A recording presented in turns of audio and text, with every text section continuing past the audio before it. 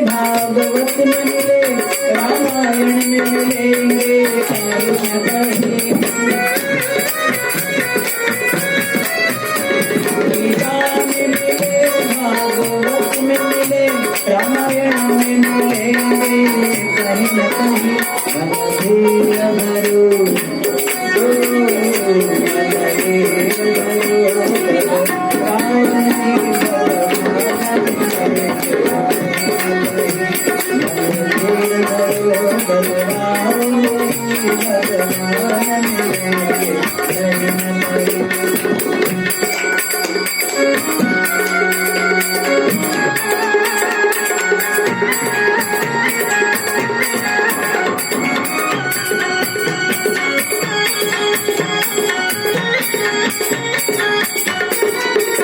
मथुरा में मिले, अयोध्या में मिले, वृंदावन में मिलेंगे कहीं न कहीं। मथुरा में मिले, अयोध्या में मिले, वृंदावन में मिलेंगे कहीं न कहीं। राम ही भगवान मिलेंगे कहीं न कहीं। राम ही भगवान मिलेंगे कहीं न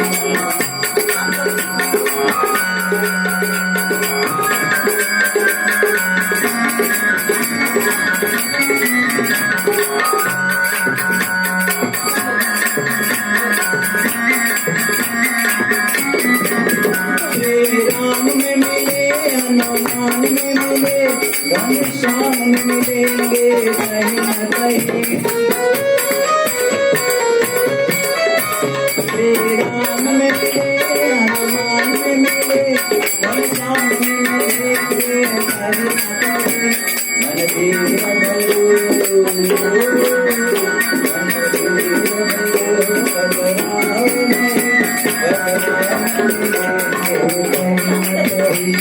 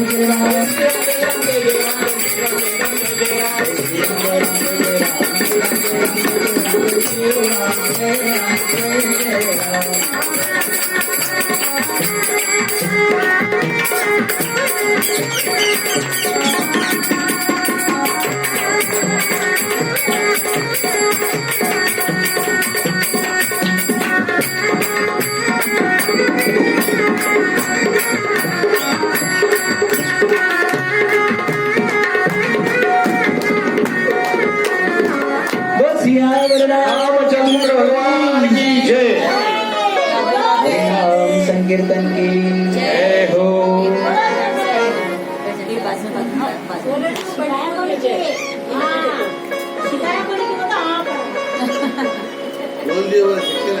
तो सदा ही प्रेम के धर्म की विजय होती है, इसलिए हमें भी हरि के प्रेम के पक्ष में प्रवेश करें और भागवत सुनने का जीव जो ही संकल्प लेता है, हरि हृदय अवरुद्ध होते, उसी समय श्री हरि भक्त के हृदय में बंध जाते हैं।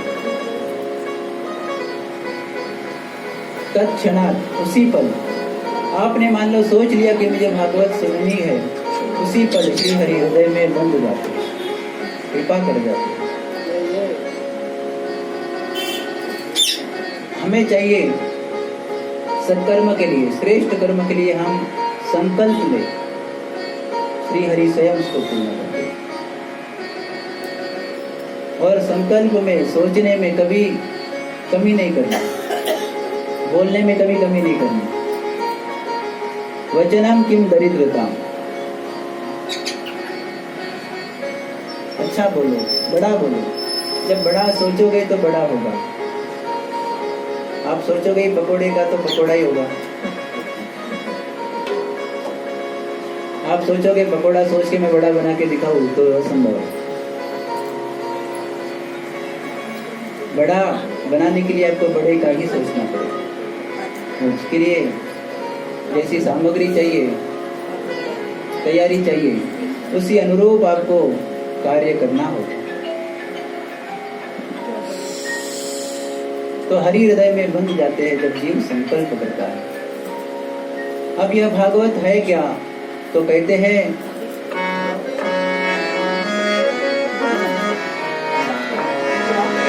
निगम कल्पतरोर गलितम फलम सुखमुखादमृता तव संयुतम पिबत भागवतम रसमालयम मुहुर्हो रसिका भूरि भावुका।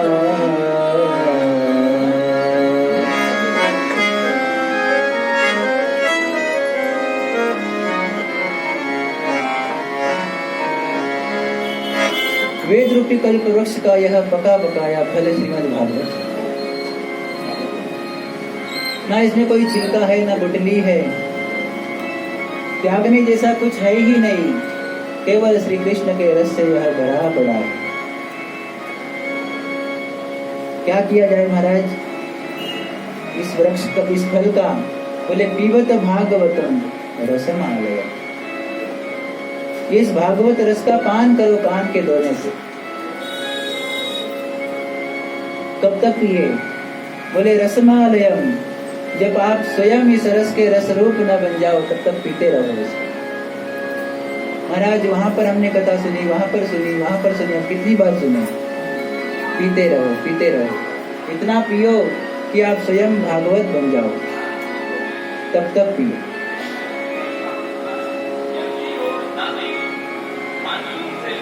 मुहुर मुहुर, बार बार पियो। और इसका अधिकारी कौन है?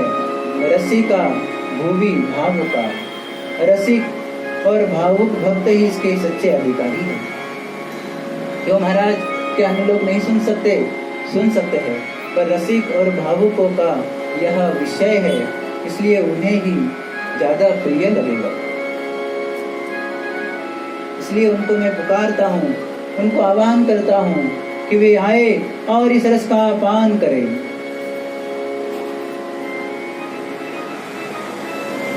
जिसको प्यास लगी है उसे पानी पूछो, वो तुरंत ले लेगा और पी जाएगा।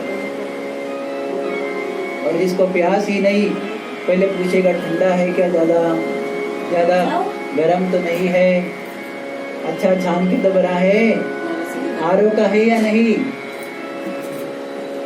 50 सवाल करेगा, क्योंकि उसको प्यास नहीं है।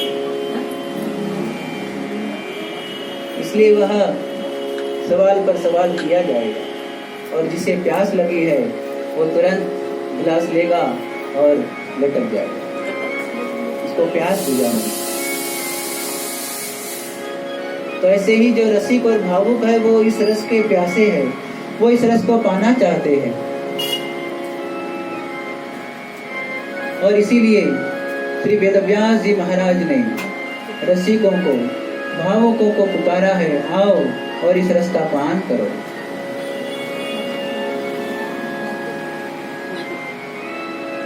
अच्छा महाराज, रस मीठा तो है? बोले हाँ। बोले क्या प्रमाण? बोले शुक मुखाद, शुक पक्षी के मुख से यह रस निकला हुआ है।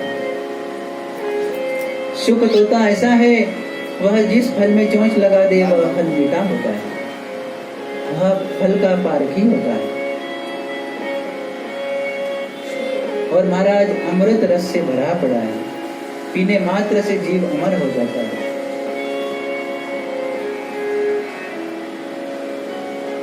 कैसा यह रस हम सबको प्राप्त हुआ है? यह रस भगवान श्री हरि से ब्रह्मा जी को प्राप्त हुआ, ब्रह्मा जी से नारद जी को प्राप्त हुआ, नारद जी से आगे वेदव्यास जी को यह रस प्राप्त हुआ, वेदव्यास जी से आगे शुकदेव को यह रस प्राप्त हुआ। परीक्षित को निमित्त बना करके श्री शुक मुनि ने सारे संसार को यह रस दे दिया। और आज हम बड़े भागी है, हमारे भाग की कोई सराहना नहीं कि हम कितने बड़े भागी हैं जो इस रस का पान करने हेतु हम यहाँ पर एकत्रित हुए। ऐसा यह रस, अमृत रस हमें प्राप्त हुआ।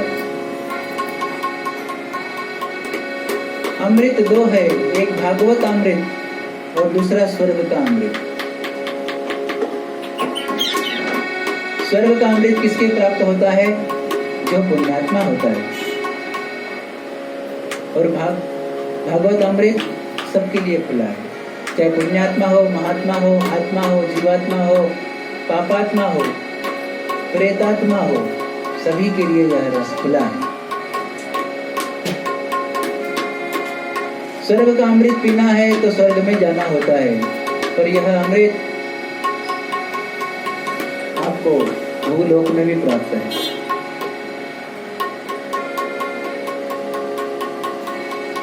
स्वर्ग का अमृत में पक्षपाती है, केवल पुण्यात्मा को मिलता है, यह सबके लिए खुला है। स्वर्ग का अमृत पीने पर भी आपका पुनः पतन होता है।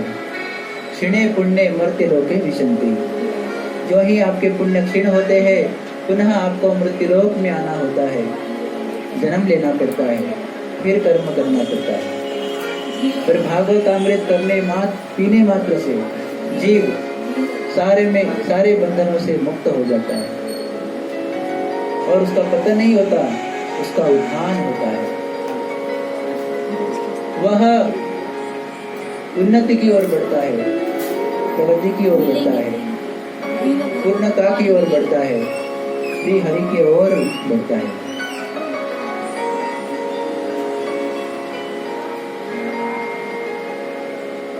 स्वर्ग का अमृत सीमित है, जितना मंथन से निकला था उतना ही तो है, पर भागवत अमृत अनलिमिटेड,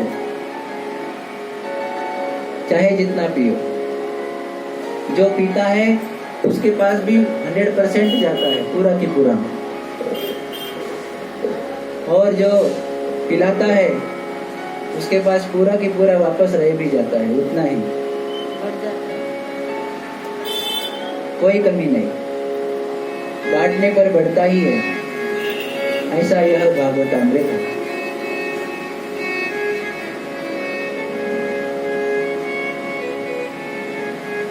आगे सुखदेव जी का नमन किया है, सुखदेव जी के जन्म के बारे में बताया है।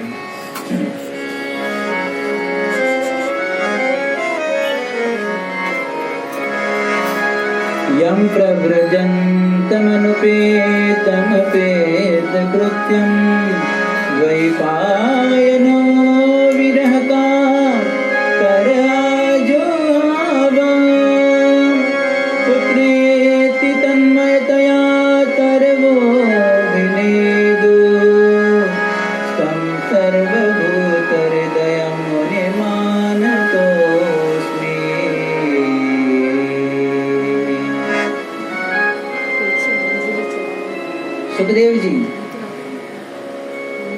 को वंदन किया, जो जन्मते ही ब्रज वन की ओर गमन किए, पुनः नहीं लौटे। उनके पीछे अपने उनके पिता पुत्र नाम से उन्हें पुकारते हैं, पर शुकमुनि नहीं रुके।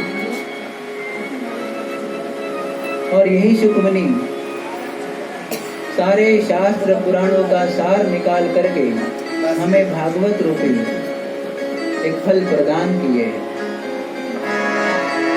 यस्वानुभावमखिल श्रुति सारमेकम् अध्यात्मदीपमतितिरीशितां तमोदम् संसारिणां करुणयाः पुराणगुह्यं तं व्याससूतमुपयामि गुरुं मुनीनां, तं व्याससूतमुपयामि गुरुं मुनीनां। अपने जीवन का अनुभव उसके माध्यम से शास्त्रों का पुराणों का तेल निकल करके एक अध्यात्म दीप जलाया है। जीवों को संसार में भटक रहे जीवों के लिए एक मार्ग बताया है कि कैसे जिया जाए, किस ओर बढ़ा जाए, जीवन का उद्देश्य क्या हो, यह भागवत ने बताया है।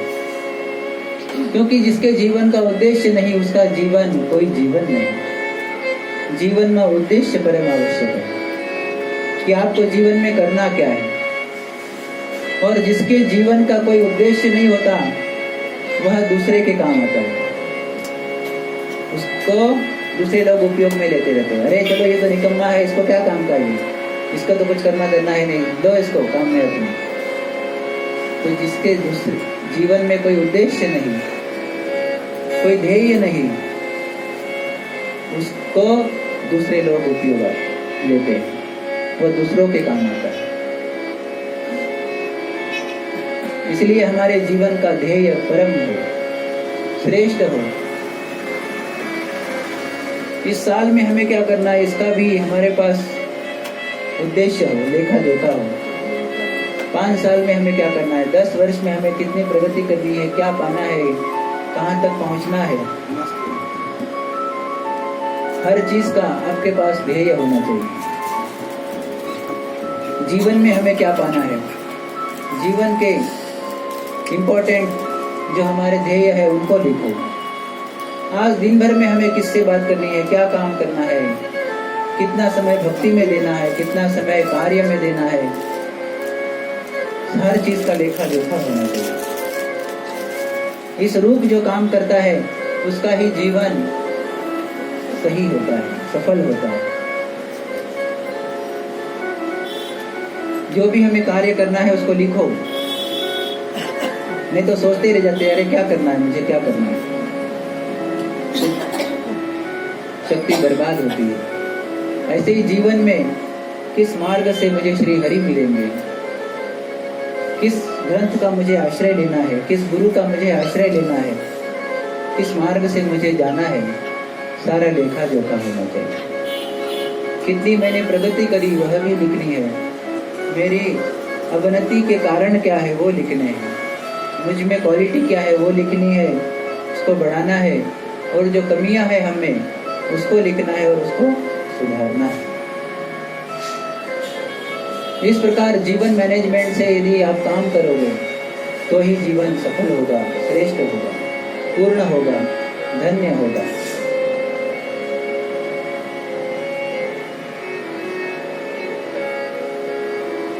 शुक मुनि ने जीवन का ध्येय बताया कि जीवन में आए हो तो श्री हरि को प्राप्त करने का एक परम ध्येय आप बना लो। अंधकार में भटक रहे जीवों के लिए ज्ञान रूपी प्रकाश दिखाया है।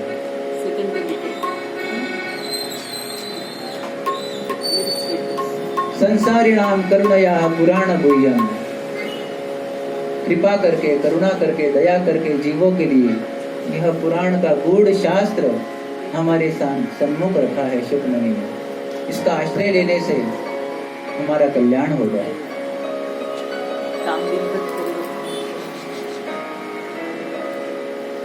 पुनः नैमिषारण्य में चलते हैं। नैमिषारण्य में शौनक आदि ऋषियों ने सूत ऋषि को वंदन किया, नमन किया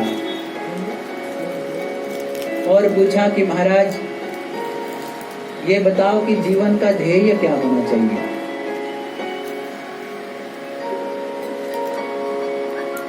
आप रेलवे टिकट काउंटर पे जाओ और बोलो भैया ये टिकट दे दो, वो आपको सबसे पहले पूछेगा जाना कहाँ है, कहीं का भी दे दो, मुझे तो बस जाना है कहीं ना कहीं। तो बोलेगा पागल हो क्या, निकलो यहाँ से, स्टेशन तो बताओ कहाँ जाना है तुम्हें। तो ऐसे ही जीवन में ध्येय आवश्यक है। तो जीवन का ध्येय क्या है महाराज? मंदा सुमंद मतयो मंद भाग्या युपद्रुता।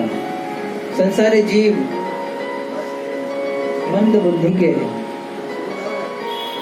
चलो बुद्धि मंद है, भाग्य तो अच्छा होना चाहिए। मंद भाग्या, भाग्य भी महाराज उनका मंद है और उपद्रवग्रस्त है। उनका जन्म वृत्तांत सुखदेव जी महाराज का जन्म वृत्तांत। तो इस प्रकार से इनका कल्याण कैसे होगा महाराज? शास्त्र पुराण बहुत है, उम्र कम है। सारे शास्त्रों का सार निकाल करके हमें बताओ महाराज। अगला प्रश्न है कि भगवान अवतार लेते हैं, तो वो अवतार क्यों लेते हैं और उसके अवतार कितने हैं? यदि आप कहो भगवान इस सृष्टि में असुरों को मारने के लिए अवतार लेते हैं, तो महाराज भगवान तो सर्वशक्तिशाली है, जिनके भ्रिकुटी टेढ़ी करने मात्र से सारी सृष्टि में प्रलय आ जाता है। भला इन छोटे मोटे असुरों को मारने के लिए उन्हें क्यों अवतार लेना पड़ता है? तो उनके अवतार का उद्देश्य क्या है?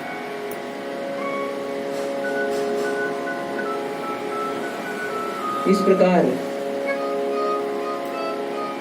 शौनक आदियों ने प्रश्न किया। तब सूत ऋषि ने सरस्वती माँ को, भगवान नारायण को नमन किया है।